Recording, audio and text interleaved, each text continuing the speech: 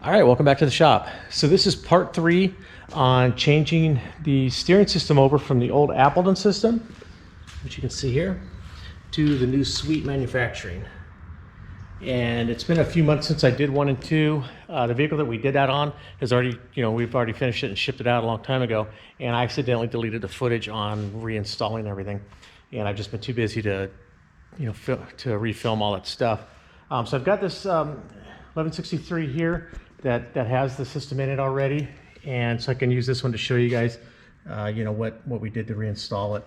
So here's the new servo unit, and you can see it bolts, this bracket, it comes with bolts on the outside of the body tub, where the old style bolted on the inside. You can see the marks on here where it used to bolt on the inside. So when you go to bolt it back in, the first thing you're going to do is you're going to take the servo unit, you're going to mount the bracket to it. You're gonna, slide it right into place, bolt it down, bolt it to the firewall, and then you're gonna get this new U-joint here. I'll show you a picture of the, or I'll show you the U-joint on the floor with the. I have a new system laid out on the floor, and then it gets the new short shaft, which goes up to the steering.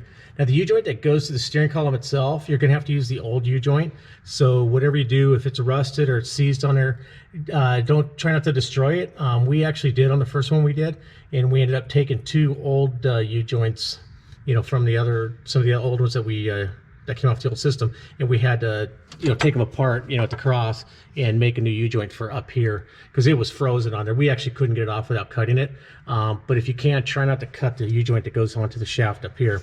So once you bolt the servo onto the firewall, you can put the U-joint on here, you can put the short shaft in, you can put the steering column back on, put your dash back together, and that whole section will be done. When it comes to hooking up the hydraulic lines, I could point out which ones go where on here for you. This one here, it comes with this anodized fitting. It comes with this elbow and this red and blue anodized fitting. This hose here goes to the passenger side of the rack unit, and then this other one, this more rear one, this goes to the driver's side or the left side of the new servo unit, or the new rack unit. When you look up on top here, this one here, you can see with the yellow band on there, that's a push lock fitting. That's a lower pressure fitting. I mean, they're good for like 250 psi, but not the steering system's probably like 3,000. So that's not going to be a high pressure line. So that automatically tells you that this one here goes to the back to the reservoir. It's your oil return, and then the fitting right there that the flashlight beaming on, that's your oil supply. And so when oil comes off the pump, it actually goes to the rear steering unit, and then it circles back around and comes back to the front unit here. So that's your pressure line. This outer one is your oil return. This rear one here is for the left side of the rack, the driver's side of the rack.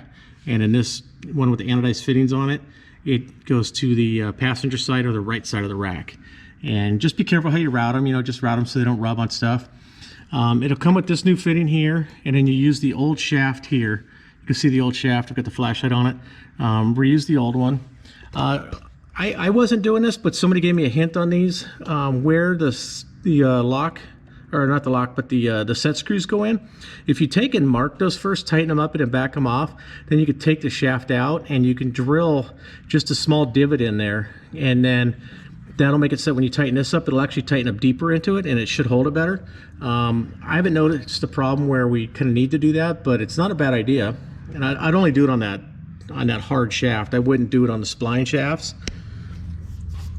And then coming back down here to the rack unit. Now, you can see in video 1 when I took the rack unit out, I had to remove the hydraulic ram portion of it to make room, for it to come out. Same with this unit. You have to take this hydraulic ram off the rack unit, and then when we slid it in, what we did is we slid it in. We had the wheels off. We slid it in from this side, from the passenger side, and where the shaft sticks out of the rack unit, we had it pointed up, like 45 degrees upward that way towards the rear of the truck, up and towards the rear. And it was tricky to get in. We had to really work it and maneuver it, but we finally did get it in. It's possible, so you don't have to strip all this other stuff off. You just have to work at it. It helps if you have 2 people. Another thing, these tie rods that come out, and you've got this heim joint. It's a different style than the old one. The first time we put the rack in, we didn't put those on yet. thought that we could just put them in after we had the unit in place, just so they wouldn't be flopping around and making a mess. Then we had to take it back out because you can't get the pins in for these heim joints with it in here.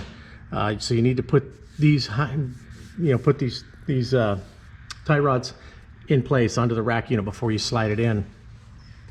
And then the fitting here on the passenger side, you can adjust that however you need to so that your line matches up. You can see where this one's sitting.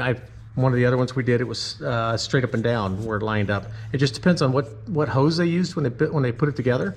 If it had, where the 90-degree fitting lined up. So you can adjust it wherever you need to make it work. And then on this one here, same thing. It had this 90-degree elbow, and this is the way we ended up routing it, just to keep the hoses clear, keep them out of the way.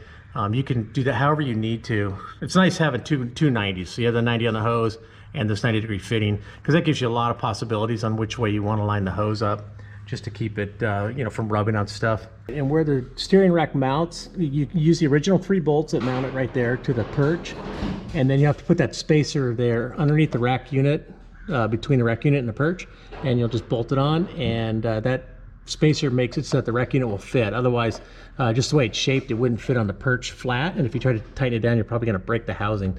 So make sure you do not forget that spacer there. And this elbow here, so in the old system, this pressure line that goes to the driver's side, it doesn't need an elbow here the way it fits onto the rack unit or onto the servo unit, but this elbow actually came off of the incoming pressure line. So where the incoming pressure line goes on the new one, you don't need that elbow anymore. So then you use it instead on this left side line going to the rack. Okay, so here's the old system. These are the old tie rods. You don't need those anymore. You do need the old tie rod ends. Okay, and then here on the sweet manufacturing unit, before you put it in, you'll need to pull these bolts out. You've got 2 bushings in here that are going to go onto your heim joints. The heim joints will go into that pocket there, and then you'll bolt those in. Once again, you need to do that before you put the unit into the truck. Here's the spacer that mounts underneath it, shaped like a little boomerang. You can see that's going to sit on the bottom of it like that, and that'll space it up so that it fits in the vehicle correctly. And then they give you some of the U-joints you need. You don't get the U-joints for inside the up by the steering column, but you get the one here that goes on the rack unit. You use the old shaft, the one that's on the outside, and then you've got this unit that'll go on the spline here onto the servo unit. You get a new U-joint for the inside of the servo unit. This is the one that goes inside the vehicle. And then you're going to use the new short shaft because it's a different length, because remember the old servo mounted on the other side of the firewall, so it was up about here. So this is a different size. I think it's a longer shaft, so that'll go on there. And then you're going to use your old U-joint here going to your steering column. And you can see here on this servo unit, when you get it in the box, these aren't mounted, so you'll have to figure out which way they mount. I'll show you here on the video how it does. Just hold the bracket up. It's going to bolt on the firewall like that, and you're going to have these 2 lines. These are the ones going to your servo or to your rack unit, and these are the ones that go to your other hoses. This is your return hose, or this is your main pressure inlet hose. That's your return hose, and then it comes with these 2 elbows. You have this O-ring Boss to JIC hose here, and then a JIC to JIC elbow here, so that other hose will hook straight up to it. And then the old elbow that comes off your pressure line, off your old servo, it's going to go here onto this one, and this goes to the passenger side, or the driver's side of the rack unit. So that's kind of it. It's not real complicated. Once you've got the old one out, just clean things up and just start by, I guess you could start by sliding the rack unit in place. That's what we did. And then you go ahead and mount the servo, mount your steering column, and get all that stuff done. And then you can run your shafts in, get all the mechanical stuff hooked up. Then you can go ahead and hook up your hydraulic lines. And then when you're done, fill up your reservoir, start it up, and just turn the steering wheel a little bit back and forth, shut it off, top off your unit again, and then keep doing that until it's topped off. But then to fully bleed the system, you'll need to use the rear steering. Whether it's cut loose or not, I don't think that'll matter. As long as you engage it and use the joystick, that'll help flush more air out of the system. Just in case you got air in the system all the way back there.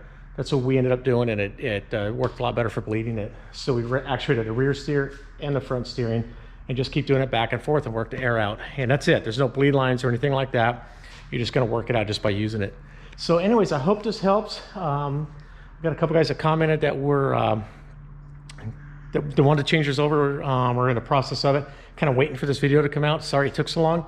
You know, once again, I lost the footage, and I just haven't had a chance to get a vehicle up on the lift here to show you guys, you know, how the install goes. Sorry I couldn't actually video it being installed. I lost all that, but it's pretty simple mechanically, putting all the components back in. Hopefully this video helps on the hose routing, and a couple of tips too, as well as putting the tie rods on before you put the rack unit in. That's kind of the main thing there on that. So anyways, thanks for watching. Please hit the like button. And if you haven't subscribed already, please do. And have a good day.